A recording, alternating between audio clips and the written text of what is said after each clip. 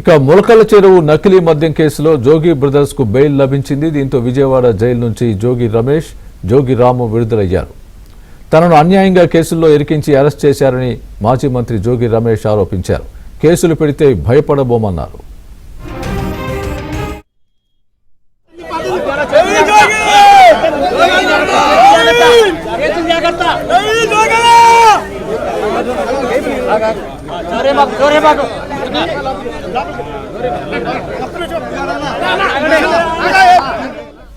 Road highway మధ్యలో జోగి రమేష్ కారును అరగంటకు పైగా నిలిపేశారు. దీంతో తుమ్మలపాలెం వరకు వాహనాలు నిలిచిపోయాయి.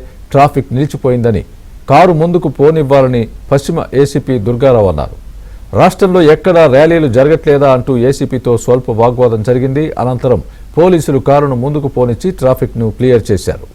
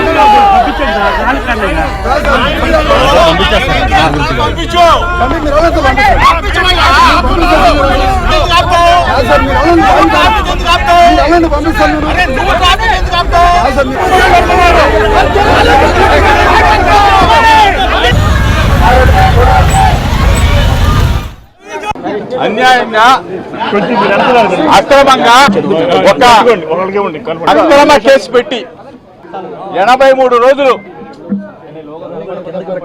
ఒక అక్రమ కేసులో నిర్బంధించి నెల్లూరు, మదనపల్లి, విజయవాడ 3 జైళ్లలో